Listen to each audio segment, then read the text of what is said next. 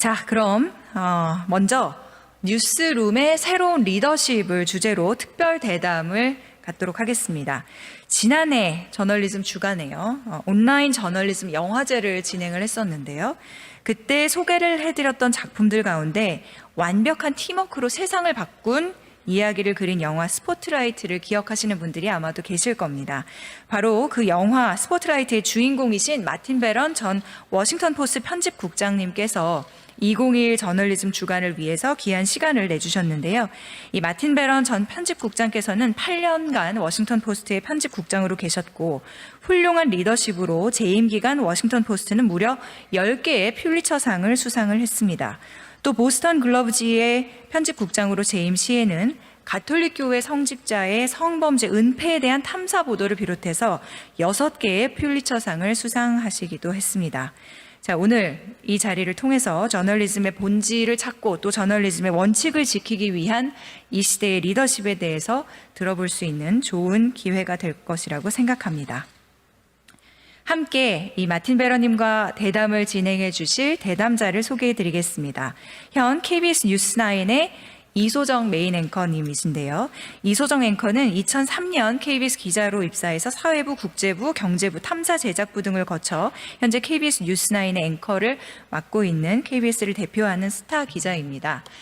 2019년에는 조선학교 제1동포 민족교육 70년으로 한국방송대상 작품상도 수상을 했습니다. 오늘 두 분의 대담 정말 기대가 되는데요. 잘 들어주시고요. 그리고 특별 대담 후에 연사와의 질의응답이 진행될 예정이니까요. 궁금한 점이 있으신 분들은 역시 유튜브 채팅창을 통해서 질문을 남겨주시면 소화를 하도록 하겠습니다. 그러면 이소정 앵커님께 마이크를 넘기겠습니다. 네, 여러분 안녕하십니까. KBS 뉴스9 앵커 이소정입니다. 매일 밤 TV를 통해서 뉴스로 만나 뵙다가 이렇게 실시간으로 얘기를 나누고 이런 귀한 자리에 초대받게 돼서 너무 영광으로 생각을 합니다.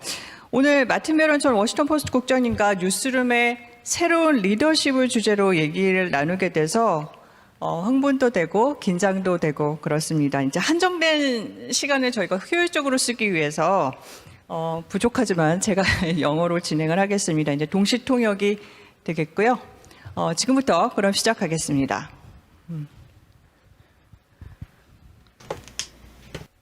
Mr. Martin Barron, thank you for 베런님, joining with us. 함께해 주셔서 감사합니다. Yeah.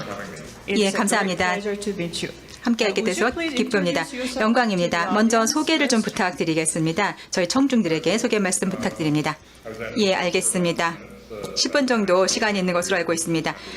제 경험과 경력에 대해서 말씀드릴 수 있게 되어서 매우 기쁘게 생각합니다. 저는 현재 2월 말에 워싱턴 포스트의 편집장으로서 45년간 일한 이후에 은퇴를 하게 되었습니다. 45년간 일을 했었는데 그 이전에 20년간은 여러 다른 신문사에서 편집국장을 했습니다. 제일 첫 번째 마이애미 헤럴드에서 일을 했습니다. 2000년에서 2001년까지였고요. 그 다음 보스턴 글로브로 옮겨서 2001년부터 2012년 말까지 재직을 했습니다. 그 다음 워싱턴 포스트로 자리를 옮기게 되었습니다. 당시 제가 편집 기자로서 그리고 편집국으로서 여러 가지 많은 일을 했었는데요. 가장 먼저 제가 생각했을 때 저널리즘의 가장 중요한 정신이라고 생각하는 것을 실행에 옮기기 위한 노력을 했습니다. 미국에서의 자유로운 언론에 대한 정신의 기치를 높이기 위해서 노력을 했었고 그리고 또한 우리가 그러한 부분에서 가장 큰 일을 할 수 있을 것이라고 생각을 했습니다. 그리고 또한 대중 역시도 우리에게 그런 신뢰를 주었고 지지를 해주었던 점에서 기억이 남습니다. 마이애미에서 기자로 일하다가 보스턴 글로브로 옮겨가게 되었었는데 아시다시피 스포트라이트를 아까 잠깐 언급을 하시던데 소개 말씀하실 때 그 부분에서 제가 또 말씀을 드릴 것이 있겠습니다. 당시에 성직자들이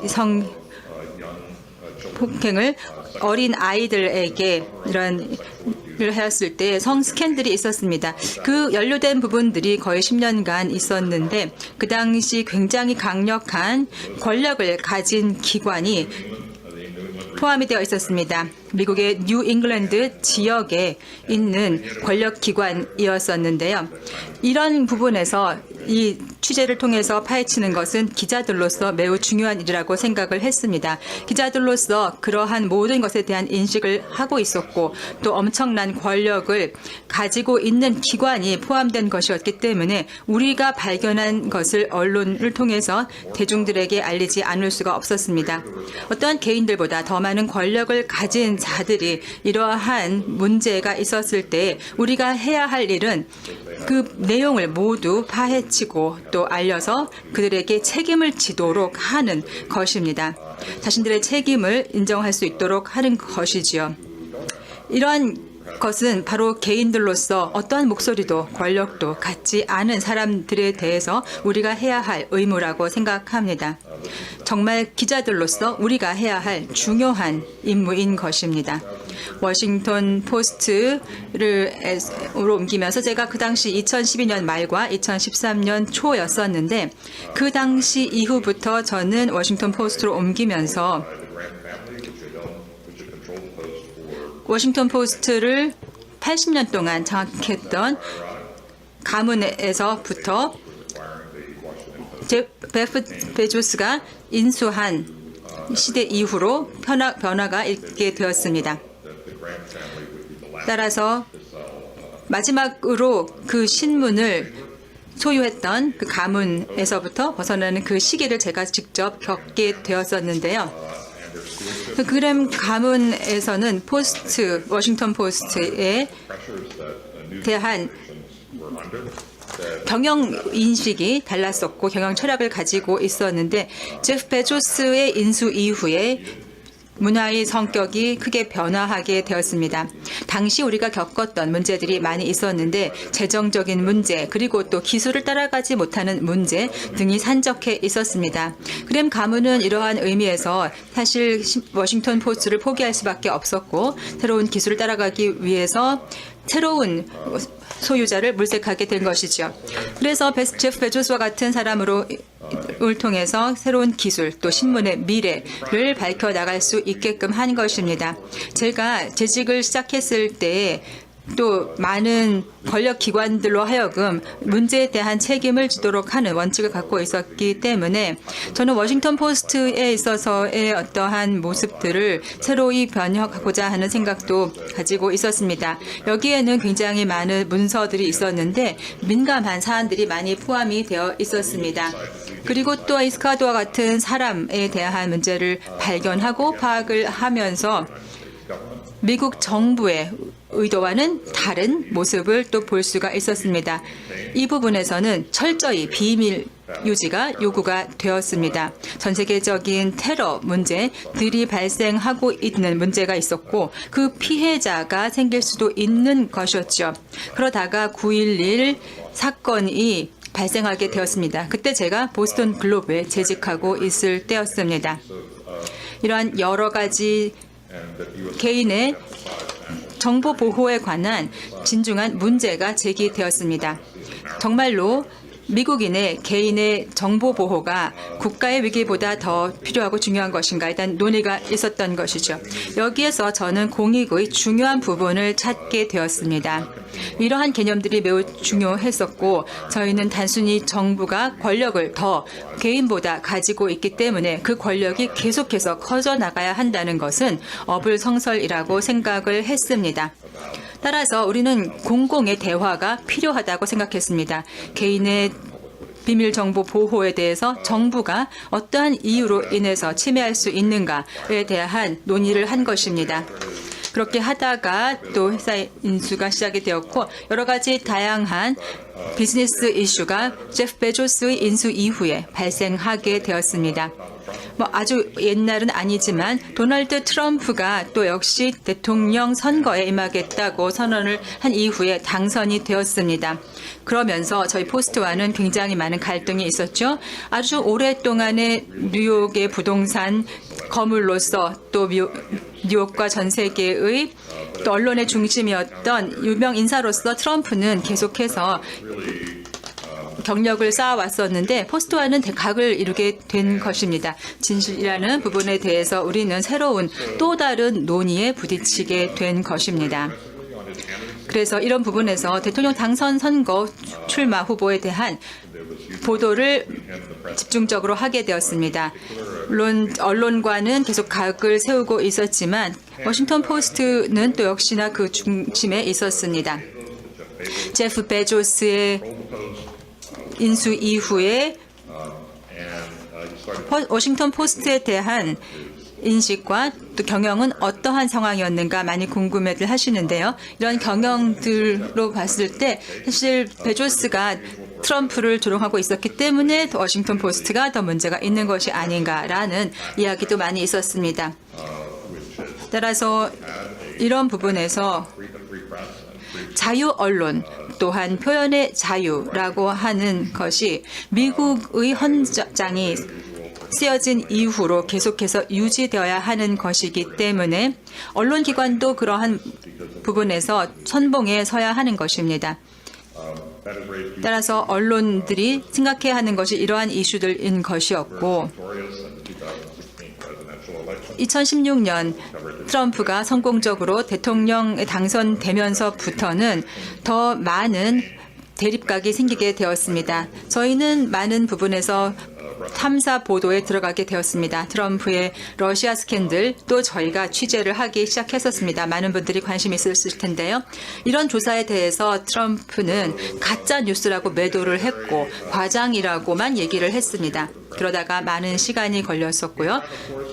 또한 많은 보도들은 여러분이 알고 계실 텐데 당시 그 이후로부터는 저희는 커다란 변화를 겪게 되었습니다.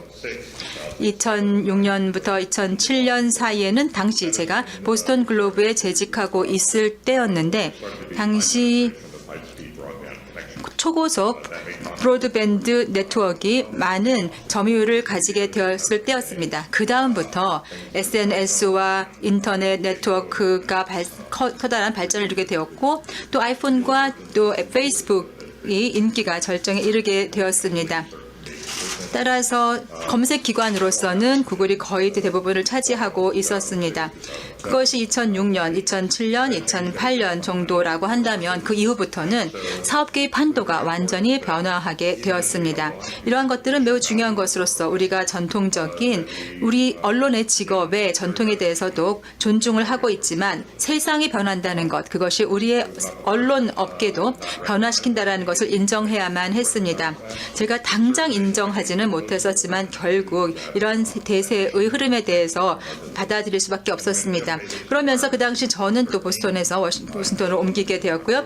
또 제프 베조스가 워싱턴 포스트를 인수한 것은 2013년 8월이었는데 그 당시 뉴스 부분에서의 인수를 하면서 가장 처음 했던 정책과는 좀 다른 정책 양상을 보였습니다. 먼저 메릴랜드와 또 노스버지니와 같은 곳에서 이런 부분에서 국제적인 뉴스 언론사 등을 사업을 하겠다라고 발표를 했었고 그런데 저희의 이름은 워싱턴 포스트이지 않습니까? 워싱턴은 미국의 수도이죠. 그래서 그 이름 자체로 보았을 때 굉장히 많은 매력이 있었던 것 같습니다. 저희 워싱턴 포스트는 많은 전통과 또 많은 경력을 가지고 있습니다. 워터게이트 사건을 처음 취조해 보도했던 것도 워싱턴 포스트였고 그래서 닉슨 대통령이 하야하게 되는 것으로 연결되기도 하였습니다. 그와 같은 사회의 밝은 곳과 어두운 곳에서 워싱턴 포스트는 항상 같이 했었습니다. 그러다가 저희는 인터넷이라고 하는 것이 그 이전에 어떤 도구나 기술보다도 완전히 다르다라는 것을 알게 되었습니다. 뉴스를 제시하고 보도하는 방법, 뉴스를 취재하는 방법, 이 모든 것이 달라지게 된 것이었죠. 이러한 매체들은 완전히 다른 전례 없었던 새로운 도구였던 것입니다. 과거에 TV가 나왔을 때 TV는 라디오와 완전히 극을 달리하고 있었죠. 또 다음 매체가 나왔을 때 그 전의 매체와는 한 차원 다른 완전 새로운 것입니다. 새로운 매체일수록 새로운 스타일이 있는 것이고 또한 그 매체에 맞는 새로운 문화와 새로운 청중들이 있는 것입니다. 인쇄와도 다른 그리고 라디오와도 다른 그 새로운 것이 이러한 인터넷에 있었던 것입니다. 또 언론계에 종사하시는 분들은 다 아시겠지만 이런 부분에서 우리가 새로운 변화에 대해서 우리는 새로 대응할 수밖에 없었습니다. 인터넷이라고 하는 것은 정말로 새로운 매체였습니다. 지금은 사람들이 뉴스에 대해서 모바일 폰으로도 많이 기사를 보시고 계시고 신속 보도, 속보 등도 누구든지 휴대폰만 있으면 가능하게 볼 수 있는 시대가 되었습니다. 뉴스 제공도 그런 면에서 바뀌어야 하는 것입니다. 새로운 스타일의 매체가 계속 발생한다라고 말씀을 드렸는데요. 새로운 매체는 더 접근 가능하고 또한 커뮤니케이션이 누구든지 자신들의 의견을 표현할 수 있도록 친구나 가족들과 얘기하는 것처럼 변화할 수 있는 것입니다. 뭐 과거에는 굉장히 약딱한 공식적인 그 용어들을 썼다라고 한다면은요. 신문에서 보는 것과는 인터넷의 뉴스는 완전히 다를 수밖에 없는 것입니다. 이제는 오디오와 비디오, 애니메이션 그리고 또 이미테이션과 같은 또 그래픽까지 사용하는 모든 종류의 새로운 방법으로 뉴스를 만들어 나가고 있습니다. 워싱턴 포스트가 부여받은 임무라고 한다면 이러한 새로운 변화에 대한 대응이고 우리는 성공적으로 해냈다고 생각을 합니다. 2013년 초부터 시작해서 저희 뉴스룸에 전체적으로 500명이 종사하고 있었는데 전체적으로는 이제 1,100명이 같이 일할 수 있는 그런 형태로 커지게 되었고 또 성공적이 되었습니다. 40명을 더 채용할 수 있었고 이제는 뉴스룸에서 1,050명이 함께 같이 일하고 있습니다. 워싱턴 포스트의 과거라고 한다면 이제 그런 것들은 이런 새로운 식으로 해서 거의 300만이 될 수 있는 사람들이 가입을 하고 있는 것이었고 또 구독을 했었는데 이제는 달라지고 있습니다. 이제는 많은 구독이 나오고 있고 또 재미있는 그런 뉴스들이 발생하면서 이제는 새로운 사람들이 더 많은 흥미와 즐거움을 느끼면서 더 들어오고 있습니다. 이런 것이 가능하다라는 것을 보여드리고 싶었고 이것이 우리의 미래를 만들어 나가는 방법이 아닐까라는 생각을 해보았습니다. 이 정도로 제 소개를 하고요. 질문 있으면 받겠습니다. 예, 감사합니다. 지금까지 경력을 한마디로 쭉 설명을 해주셨는데요. 워싱턴 포스트의 편집국장으로서 그리고 또 보스턴 글로브의 편집국장으로서 많은 그 노력을 해주셨습니다. 좀 개인적인 질문을 드리고 싶은데요. 네, 일단 그 에디터 즉 편집국장이었던 그 시기를 제외하고 그 전에 이제 저널리스트로서의 마틴 베라는 어떤 사람이었는지 궁금합니다. 혹시 선배나 상관 가운데 기억에 남는 리더가 있었는지 영감을 줬던 리더가 있었는지요?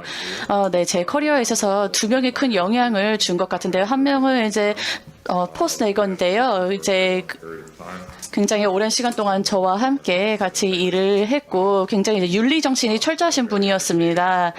어떻게 보면은 리더십 스타일이 좀 과소평가가 된 것도 없지 않아 있고요.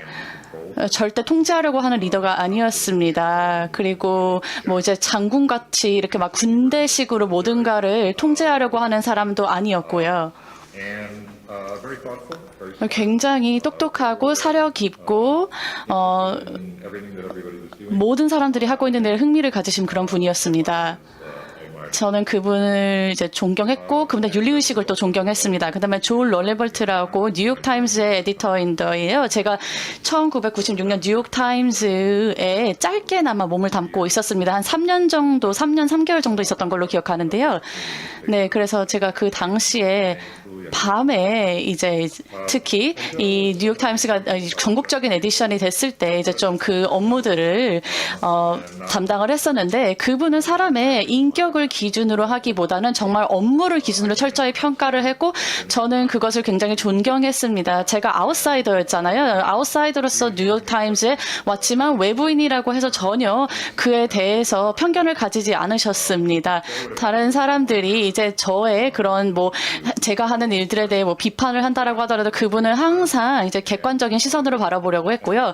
그분은 이제 뉴욕타임스에 몸을 담은 지가 굉장히 오래되셨죠. 근데 저는 그 부분에 있어서 굉장히 감사하게 생각하는 부분이 컸습니다. 네, 오늘 두 가지 부분에 대해서 얘기를 하고 싶습니다. 즉 리더십을 이야기하면서 두 가지 측면에서 얘기해보면 좋을 것 같은데요. 급변하는 미디어 환경 그리고 동시에 언론사 조직 안에서의 리더십을 들여다보고 싶습니다. 일단 말씀하신 대로 이 제프 베조스가 인수한 이후에 워싱턴 포스트의 변화가 어땠는지 좀 구체적으로 궁금합니다. 워싱턴 포스트가 아마존으로부터 어떤 영향이라든지 지원을 받은 게 있을까요? 특히 재정적 또는 기술적 측면에서 설명해 주시면 좋겠습니다. 기술적이란 말을 하는 것은 이제 CMS나 클라우드 측면에서 말씀해 주시면 좋겠습니다. 네, 전혀 워싱턴 포스트는 아마존과 관련이 없고 서포트를 받은 적도 없습니다. 물론 아마존 클라우드 서비스를 저희가 사용하기는 하지만 뭐 다른 언론들도 그 서비스는 사용을 하고요. 포스트 자체는 제프 베조스가 개인적으로 투자를 해서 인수를 한 것입니다. 워싱턴 포스트는 아마존에 종속된 것이 아닙니다. 주주들이 보유를 하고 있는 그런 회사입니다. 워싱턴 포스트는요. 그래서 아마존과는 전혀 관련이 없고요. 그리고 물론 제프 베조스가 참여를 했던 적은 있습니다. 저희 회의에 참여를 하고 자신의 지식이나 전문 지식 등을 공유를 했죠. 그래서 저희가 필요했던 것은 아마존이 아니라 제프 베조스라는 개인이었습니다. 그래서 굉장히 좋은 아이디어를 제시해 주셨는데요. 이미 말씀을 드렸죠. 전략을 바꿔야 한다. 전략을 바꾸지 않으면은 성공할 수 없다라고 말씀을 하셨고, 특히 저희 워싱턴 수도 지역의 리전에 저희가 좀 포커스를 많이 두었었습니다. 정치를 다루고 있음에도 불구하고 어떻게 보면 조금 지역적인 부분에 포커스를 두었는데 우리가 국가적인 수준 그리고 또 세계적인 수준으로 성장을 해야 된다라고 얘기를 했고요. 또 특히 이제 또 지역에서 오는 어떻게 보면 재정적인 후원금이 많이 줄어들었던 상태에서 이러한 전략들이 굉장히 도움이 되었는데요. 어떻게 보면 제프 베조스가 저희가 그래서 큰 선물을 줬다고 말을 할 수 있을 것 같습니다. 이 큰 선물이라는 것은 저희 저널리즘에 그 세계적으로 이를 저널리즘을 배포할 수 있었는데 거의 비용이 들지 않았다라는 점입니다. 그런 선물을 주는데 누가 거절을 할까요? 네, 그래서 인터넷이 저희에게 주는 여러 가지 그런 혜택들과 더불어서 이런 것들을 받아들이면 좋죠. 그리고 어떠한 저널리즘 컨텐츠를 우리가 추구해야 되는 것인가에 대해서도 얘기를 했고, 이를 어떻게 작성을 해야 되는지, 어떠한 지표를 사용해야 되는지, 이 모든 것들이 회의에서 논의가 되었습니다. 그래서 다양한 것들을 제프 베조스와 함께 논의를 했고요. 제프 베조스가 이렇게 모든 것을 다 이렇게 제시하면서 이거를 따르라라고 말하는 스타일도 아니었습니다. 네, 그래서 저희에게 굉장히 도움이 많이 되었습니다. 아마존 자체만을 보았을 때는 아무런 저희에게 그런 특별 혜택이 없었습니다. 네, 굉장히 많은 전통 언론사들이요, 뭐 워싱턴 포스트라든지 이런 언론사들 같은 경우에는 디지털 우선 전략을 이제 적용하려고 해서 이 변화에 적응을 하려고 하지만 성공을 거두지 못한 사례들도 있습니다. 그런데 워싱턴 포스트 같은 경우에는 달랐습니다. 제가 알기로는 디지털 구독자 수가 900만 명을 넘었다라고 알고 있는데요. 9천만 명을 넘었다고 알고 있는데요. 맞나요? 디지털 구독자가 아니라 디지털 리더라고 할 수 있고요. 제가 포스트를 떠나기 전에는 디지털 구독자 수는 300만 명 정도를 기록하고 있었습니다. 그런데 여기에는 특별한 비법이 또는 비밀이 있는 것이 아닙니다. 저희가 일단 생각해 보았던 것은 디지털 방식으로 커뮤니케이션 한다는 것은 과연 어떠한 의미인가라고 생각을 해 봤습니다. 실제로 그리고 또 이제 최근에는 신문을 읽지 않는 사람들도 많았고요. 특히 종이 신문을 읽지 않은 사람들이 많았고요. 우리가 어떤 스토리를 커버하는지 관심은 없지만 오히려 수용자들에게 어떻게 지금 연결을 하는지, 어떻게 그들에게 연결가 되고 있는지, 뭐 어떠한 이제 트래픽이 있는지 뭐 등등의 관심이 있는 사람들이 굉장히 많습니다. 그래서 좀 더 편안하고 캐주얼한 스타일로 다가가는 것이 중요했었습니다. 굉장히 형식적이고 딱딱한 구조, 즉 저희 신문에서 추구하는 그런 전통적인 방식이 아니라요. 그래서 굉장히 복잡한 스토리를 우리 엄마한테 설명해 본다고 한번 가정해 보겠습니다. 엄마한테 만약에 신문 기사를 읽는 것처럼 설명을 하면은 엄마가 누가 그런 식으로 얘기를 하니? 라고 반문을 하시겠죠. 그래서 그런 식으로 생각을 했습니다. 저희는 스토리를 조금 더 덜 형식적인 방식으로 작성을 했습니다. 마치 누군가가 대화하는 것처럼요. 뭐 진지한 주제이던 상관없이 어떤 사람과 대화를 할 때 조금 더 캐주얼 방식으로 대화를 하는 것처럼 우리가 좀 기사를 작성을 하자라고 생각을 했고, 한 번도 언론사에서 이제 근무를 한 적이 없는 사람들을 고용하기 시작했습니다. 그리고 미디어 팀을 꾸려서 우리만의 전문 지식을 쌓아 나가자. 다양한 플랫폼에서 성공하기 위해서는 무엇을 해야 하는가라는 방법을 강구했습니다. 뭐 페이스북에서 성공하려면 어떻게 해야 되는 것인가.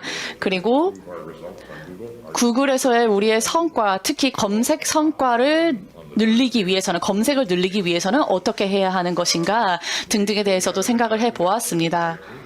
그래서 완전히 새로운 전단 팀을 꾸려서 모든 사람들이 자신의 전문 지식을 가져왔습니다.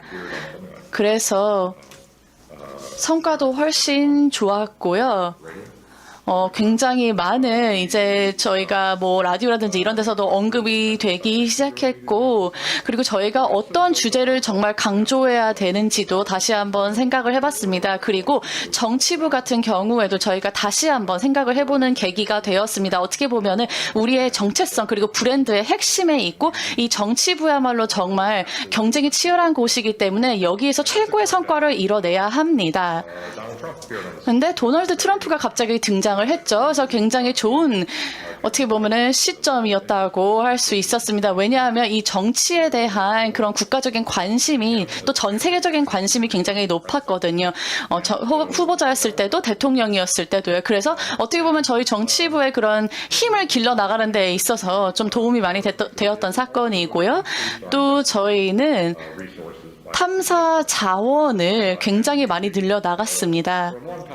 탐사 보도 자원을 늘려 나갔고, 특히 장기적인 탐사에 집중했는데요. 4개월, 5개월, 6개월, 심지어 더 길게 진행되는 탐사 보도에 집중을 했고, 또 팀도 꾸렸습니다. 그래서 굉장히 빠른 이제 단기간에 그런 탐사 보도를 하는 팀과 마찬가지의 그런 전담, 장기 탐사의 전담 팀을 꾸려 나갔습니다.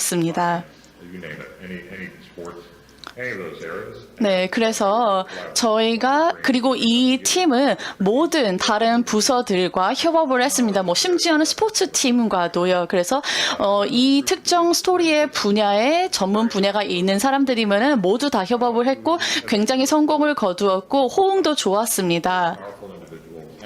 그래서 굉장히 강력한 개인들, 그리고 강력한 제도가 앞서 말씀드렸듯이 굉장히 중요합니다.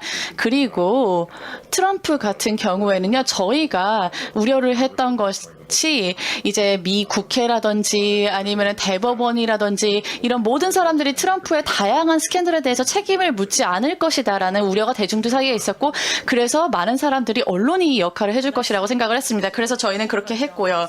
네, 그러면 언론의 독립성에 대한 질문으로 넘어가도록 하겠습니다. 워싱턴 포스트에서의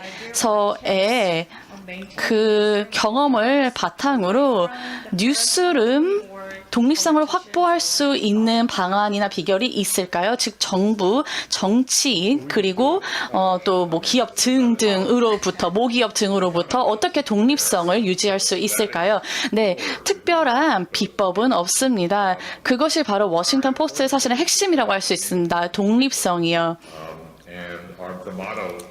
그리고 저희가 적용한 모토는 암흑 속에서 민주주의는 죽는다입니다. 정부에서 어떤 일을 하고 있는지, 그리고 또 그 외에 강력한 기관들이 어떤 일을 하고 있는지를 명확하게 밝히는 것이 바로 저널리즘의 목적입니다. 그래서 저희의 어떻게 보면은 대중의 셀링 포인트가 있었다라고 하면 저희는 바로 독립적인 언론이라는 것입니다. 그리고 그것이 이제 민주당이든 공화당이든 어떠한 기업이든지 간에 저희는 책임을 묻습니다. 제프 베조스에 관한 기사도 마찬가지입니다. 워싱턴 포스트는 굉장히 제프 베조스 그리고 아마존에 대한 굉장히 강력한 기사들을 여러 번 보도한 적이 있습니다. 근데 다행스럽게도 제프 베조스는 이 부분에 개입을 하지 않고 있습니다. 그분의 윤리 의식을 보여준다고 생각을 합니다. 뭐 저희의 스토리를 비판하던지 아니면 억누른다든지 뭐 이러한 행위는 전혀 한 적이 없습니다. 그래서 어떻게 보면은 저희 오너가 저희의 독립성을 존중해 준다라는 점에 있어서 저희는 운이 좋았죠. And so that's who the Washington 네, 그래서 워싱턴 포스트는 바로 그러한 언론사입니다. 그것이 바로 저희의 정체성이고 브랜드입니다. 독립성이 바로 저희의 정체성이자 브랜드입니다. I think that the public respects that. 네, 대중들도 그것을 존중하고 있는 것 같고요. 모든 사람들이 다 그렇게 믿는 것은 아니지만요. 3 million people who were subscribed. 어쨌든 저희의 디지털 300만 명의 디지털 구독자들은 그렇게 믿고 있는 것 같고요. 그리고 그 외에 이제 주기적으로 저희 워싱턴 포스트를 읽고 있는 구독자분들께서도 믿고 있는 것 같습니다. 네, 그러면은 저널리즘의 본질에 대해서 얘기를 해보도록 하겠습니다. 지금 온라인 뉴스 정보의 수익이 클릭 수에 좌우되다 보니까 언론 매체가 클릭 경쟁에 나가서고 있는데요. 클릭 경쟁에 내몰리다 보면 저널리즘의 품격이 떨어지고 품질이 낮아집니다. 저널리즘의 원칙과 클릭 수에 대한 유혹 사이에서 균형을 찾을 수 있는지요?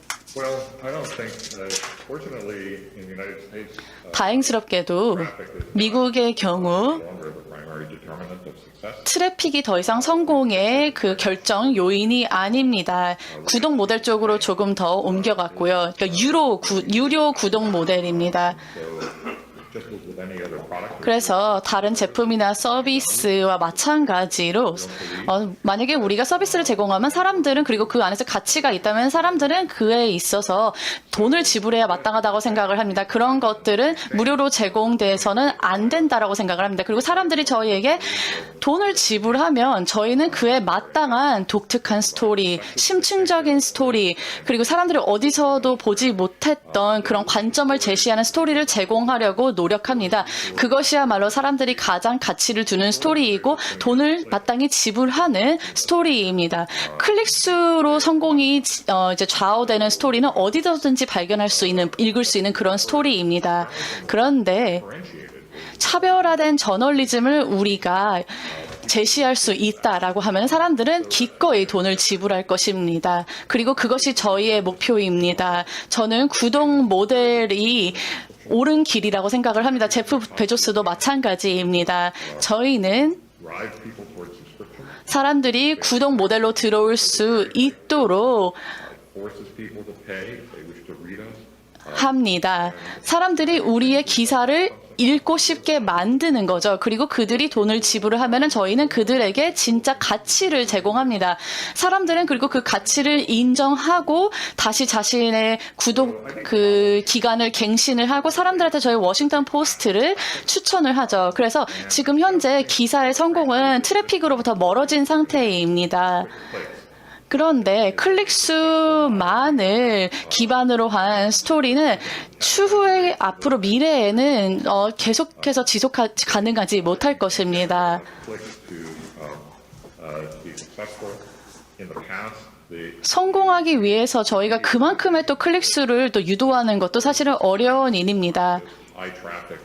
예전에는 Facebook. 트래픽을 기반으로 했을 때는 페이스북, 구글 등을 통해서 스토리를 보급했는데요. 더 이상 거기에 의존할 수 없는 상황입니다. 그래서 저희는 포스트 같은 경우에는 저희의 모델을 다시 한번 생각을 해보았고 그 모델은 근본적으로 사람들로 하여금 유료 구독을 하게끔 하는 것이다. 그리고 이러한 유료 구독 모델 자체가 그들에게 가치를 가져다 주고 계속해서 구독을 갱신하고 다른 사람한테 추천을 해주게끔 하는 것이다 입니다.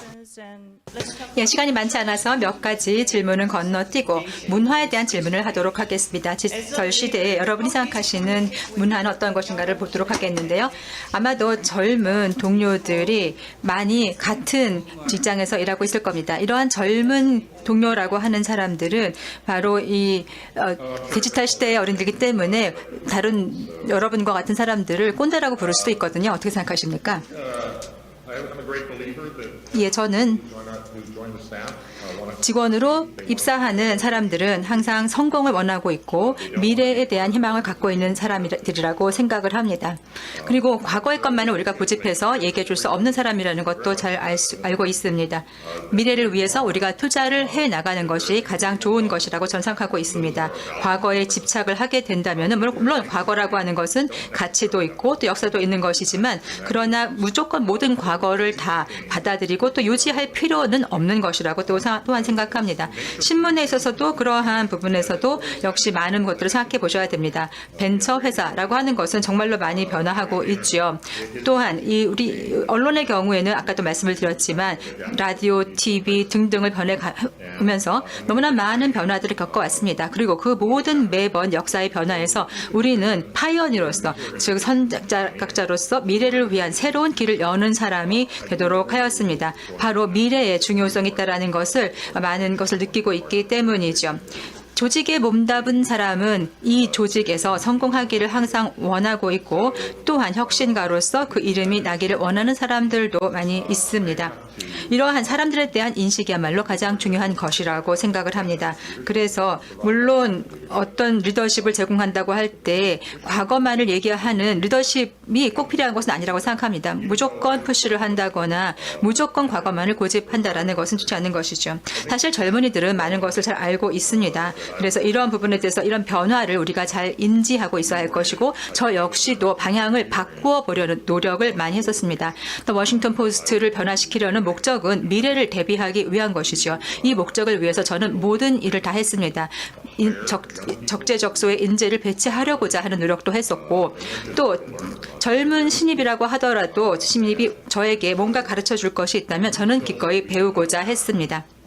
on staff. So we did not 따라서 우리는 충분한 공급, 충분한 직원도 없는 경우도 많이 있었지만 그러나 우리에게 오는 사람들이 강력한 그리고 또 많은 힘을 가진 인재라고 한다면 그들과 함께 일을 할 경우 회사의 방향과 모습은 미래를 위해서 긍정적으로 변화해 갈 것입니다. 그러면 결국 이것이 소문이 나게 되면 더 많은 인재들이 우리 회사에 더 오려고 하겠지요. 예, 청중으로부터 질문을 받도록 하겠습니다. 말씀 잘 들었습니다. 워싱턴 포스트의 디지털 변화는 많은 칭송을 받고는 하였습니다. 그 당시 부족한 것이 있었다거나 좀 더 과감하게 디지털 변화에 임했으면 좋겠다라고 하는 그러한 후회감은 없으십니까? 예, 불충분했다라고 하는 것은 좀 더 속도를 내지 못한 것이었습니다. 아무리 빠르게 움직이려고 해도 더 필요한 것이 있기 마련이기 때문입니다. 자, 다음으로 문화 변화에 대해서 얘기하는데요. 뉴스룸에서도 그러한 문화의 변화가 필요했습니다. 이런 것들은 사실 같이 많이 변화되어서 이루어질 수 있는 것입니다. 워싱턴 포스트에서도 거의 모든 뉴스 기관으로서의 과거의 역사, 유산이 남아 있었습니다. 그중에서 변하지 않은 것도 있죠. 그런데 그들이 미래를 위해 책임을 지고 있는 사람이라면 그들이 하고 있는 일들을 계속해서 할 때에 모든 변화를 받아들여야 한다라는 것을 그들이 인정해야 한다고 생각을 합니다. 이러한 책임과 또 미래의 변화에 대한 기대는 앞으로 계속 더 변화해 갈 것이기 때문입니다. 따라서 과거만을 너무 진척할 수 없는 것이었고요. 좀 더 빠르게 했으면 얼마나 더 좋았을까 항상 후회를 합니다. 네, 지금 시간이 얼마 남지 않았기 때문에 마지막 질문을 드리겠습니다. 이 질 높은 저널리즘의 생산을 독려하기 위해 그리고 또 동기부여를 하기 위해 사용했던 지표, 매트릭이나 KPI가 무엇이었는지 궁금합니다. 네. 어떠한 스토리가 구독으로 이어지느냐가 저희의 매트릭이었습니다. 어떠한 스토리를 사람들이 클릭하기를 원하느냐, 그 다음에 구독으로 이어지느냐입니다. and then we looked at something called subscriber weighted page views. 그 다음에 Subscriber Awaited Page View라는 게 있었는데요. 우리 구독자들이 또 어떠한 기사들을 읽고 있느냐에 대한 것인데요. 물론 저희도 트래픽을 보기는 했지만 어떠한 스토리가 구독을 가져다 주느냐, 서브스크립션을 가져다 주느냐, 그리고 또 구독자들은 무엇을 읽고 있느냐. 근데 오피니언이라든지 탐사보도라든지 정치라든지 정책 이런 것들이 이제 가장 많은 구독들 뉴스를 이끌어냈습니다. 그래서 그 부분에 포커스를 두고 있고요. 물론 조금 더 확장해 나가면 좋겠죠. 그 다음에 subscriber awaited page views라는 게 있는데요. When a subscriber 가중치라는 것입니다. is more valuable 그래서 than anybody who reads the page. Any person 왜냐하면 아무나 이제 저희 기사를 읽을 수 있지만 저희는 아무나가 아니라 구독자가 있는 것에 더 가중치를 주는 그런 매트릭을 가지고 있습니다. More questions? Yeah. What virtue is the most 네, required 한 가지 마지막 또 질문 드리도록 하겠습니다. 디지털 시대에 가장 요구되는 리더의 덕목은 무엇이라 생각합니까? virtue is the most required? 네, 디지털 시대에 가장 요구되는 리더의 덕목입니다. I think it's important to, integrity. 중요한 것은 아까 말씀드렸듯이 윤리의식, 인터그리티라고 생각을 합니다. 윤리의식 또는 진실성이라고 얘기를 할 수 있을 것 같은데요. 자신의 가치 그리고 조직의 가치를 추구하는 사람이죠. Leader who is very much committed toward the future. 어쨌든 미래를 위한 At the same time, 리더 people in organizations 입니다. 첨령성이라도 얘기를 할 수 있을 것 같습니다. 그리고 언론사 같은 경우에는 is very committed to the 리더가 그 우리 저널리즘이라는 그 커리어 자체의 핵심을 추구하는 사람이기를 원합니다. 정직성을 가지고 있어야 하고요. 굽히지 않아야 하고 직설적이어야 할 것입니다. 여기서 말하는 직설적은 부정적인 의미가 아니고요. 그리고 누구에게 영향을 주던 어떠한 부담이 또는 이 압박이 있던지 간에 진실을 전달하는 사람입니다. 그렇기 때문에 리더는 미래를 바라보는 사람 그리고 successful. 우리의 성공을 이끌어내는 사람이지만 그와 동시에 우리 저널리즘의 핵심 원칙을 지키는 사람이어야 할 것입니다. 계속해서 질문을 여쭙고 싶지만 이제 마무리할 시간이 되었습니다. 질문에 대한 답변들 감사합니다. 네, 초대해 주셔서 감사합니다. 안녕히 계십시오.